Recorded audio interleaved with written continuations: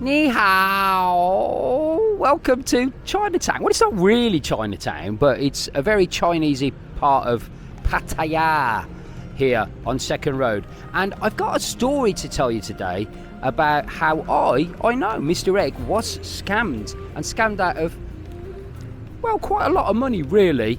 And this story all begins when I'm lying on the inspection table in Bangkok Pattaya Hospital, and my cardiologist is doing an echogram of me all around my heart to see how my heart's doing. As you know, I've got a bit of a heart condition, and he's going on and on and on, and there's complete silence in the room for about 15 minutes, and he's looking at my heart, and I'm going, oh no, this is bad news, and you know, like, you're starting to think bad thoughts amongst yourself. And I said, if this is good news, I'm going to book myself a holiday and go away for a few days, because I've just sold my bar and I've got a little bit of spare cash.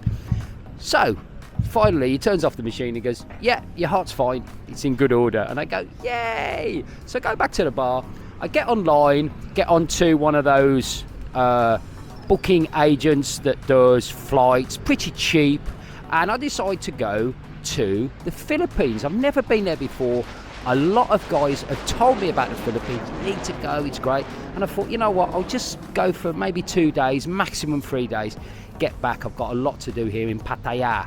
So I get online, look at flights for that day, because it was kind of still mid-morning, and I thought if there's any flights in the afternoon or in the early evening, I can get them. And there wasn't any direct flights into Clark Airport, not Manila, because a lot of people who go to the Philippines have told me don't go to Manila. It's really, really difficult to get out of it, and it's very, very it's just not a place that you want to go. Go to Angeles instead and fly into Clark. So the only flights into Clark that I could get that day were via Hong Kong. That's why we are in Chinatown. So I get that. It's a really, really cheap deal. In fact, it's almost too good to be true. There should have been an alarm bell ringing there. So clicked on the flight. I'm going from Suvarnabhumi to Hong Kong, and Hong Kong to Clark, and then back again. It was about 16,000 baht. I click buy, and I'm off. So I get to Suvarnabhumi Airport, and I go to check in. First flight is to Hong Kong, and it's via Thai Airways. And I've got my booking reference number. I check my email, it's the right dates. And the Thai desk, booking in desk, say, I'm sorry, there is no record of you flying today. Let me go and check your flight. And they put my passport number into their system, and they find out that there is a flight going to Hong Kong with my name on it, but it's the next day. So the booking agent has either booked the wrong date with the airline, or it's told me the wrong date in my email. I checked my email, and the email says today, which was Monday. Right, first big mistake. And to be honest, this should have been another red flag alarm bell going off. Well, I decided to go to the Thai Airways desk and just change the flight for that day, which was going to be 2,500 baht. So I've already been scammed out of 2,500 baht. Get my ticket for that day, go through security. Important, if you're on a long visa, make sure you get a re-entry stamp. I got one of those. That was another 1,000 baht. And I'm in, and I'm on my flight, and I'm just taking off to Hong Kong, and I'm thinking, well, if this part of the 4 flights is wrong, I wonder what the rest of it is, because I'm supposed to be getting a connecting flight in Hong Kong, but they think I'm going tomorrow. So what's the possibility of the other flight being wrong? Pretty high, I thought. So my heart is in my mouth, I'm up in the air, and eventually I land for the very first time in Hong Kong. So I then go to the transfer desk and say, I've got a book on this flight, which is Royal Philippine Airlines to Clark Airport. You can't do that here. You've got to actually go into Hong Kong and then go into the other terminal. It's 2 terminals apparently, and then you can booking for your flight there. Okay, there's plenty of time. The flight was actually late coming in, so I got plenty of time. I wasn't worried about that.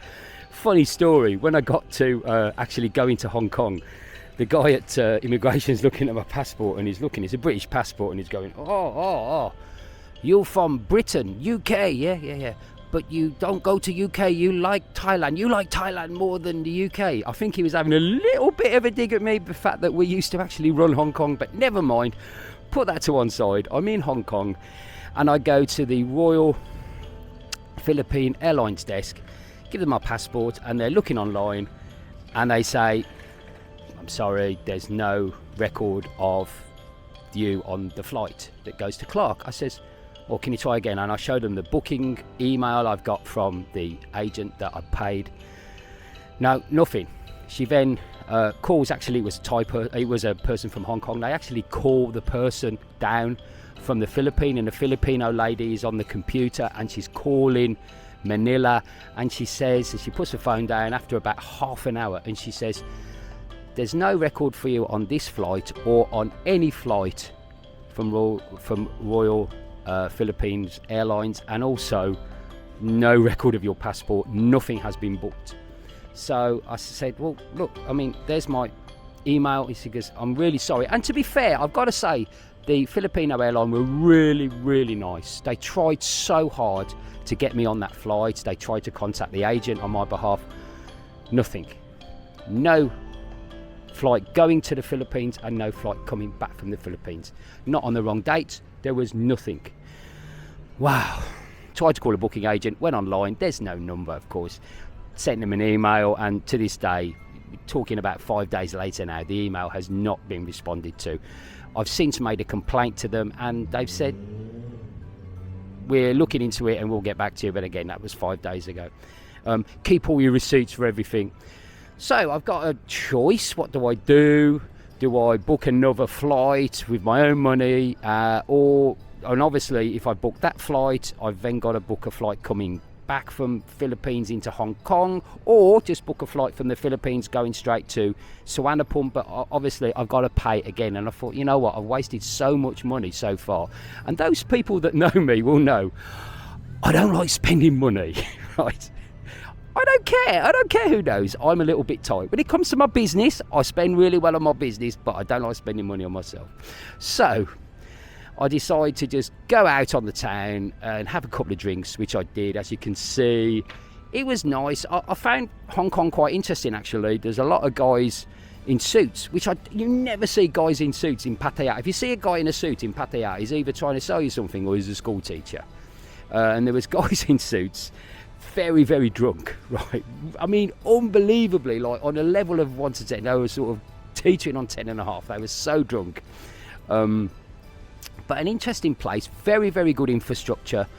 Nobody around at all apart from in the entertainment zone. So that was that. Came back, as I've already aforementioned, I'm a little bit tight, so I didn't get a hotel. The cheapest hotel was like 12,000, 13,000 baht. I said, forget that.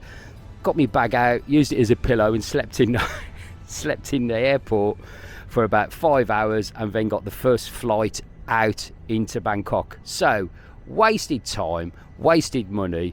One night in Hong Kong, that is a remix of the One Night in Bangkok song, but I got scammed. Now a lot of people will be asking, what was the company? And if you come into the bar, I'll tell you the company. I don't want to do it online. There are really, really strong defamation laws here in Thailand.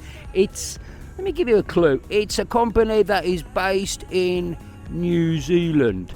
But I'm not going to say what it is, because even if they've just got an office in Thailand, they can then take me to court and they can rip me to shreds, and I'll end up paying even more money, which I don't want to do. I've just put it down. Sometimes you just get ripped off and you just put it down to bad luck. That's it. It's a lesson learned. So what do I take from that? First of all, I would say definitely get your booking and make your booking through the actual airline. You then know that you've got you can already check in online, you've got a booking number, and you know that you're safe. That is the biggest thing to take from that. I would like to know from you, my lovely subscribers, or if you're not a subscriber, make sure you are. Have you had a similar thing happen to you? I'm sure you have. I've been traveling around the world for like 20, 25 years. First time this has happened. Let me know, please, in the comments down below, what has happened to you. Has this been a problem for you? And your experiences, please, about getting scammed online for airline tickets. Kind of enjoying it a little bit. It is a little bit hot here in Chinatown. Come and see me. My name is Mr. Egg. I have Le Pub on Soy Diamond. It's right just down from the windmill. Please come. I'm there most days about 4 o'clock. And if you haven't subscribed already, please do. There's another video coming up. We talk on this channel a lot about the history of Pattaya and what's going on here in the fun city here in Southeast Asia. But for right now, see you at the pub. For me, Mr. Egg, see you soon.